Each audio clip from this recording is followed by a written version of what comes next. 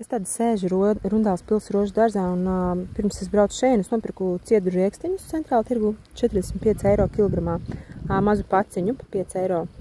Un es te tagad našķojos ar zemenēm un iedomājos, tagad viņas tā ieber augstā sevi tā kā tabletītes, un tad man atnāca tā doma, un cilvēki jau tā dara, tā kā iedzer tabletes ar uzdaru ūdeni, bet mēs esam bijuši ilgi apmānīti, jo patiesībā šīs būtu tabletes īstās.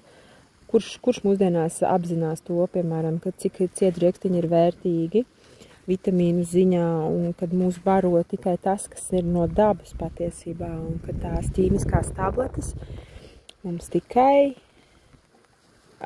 nobloķē kaut ko sagandē, lai nejūtam sāpes, bet nevienā mirklī viņas nedziedina un neko viņas pirmkārt neārstē. Tas viss ir liels māns.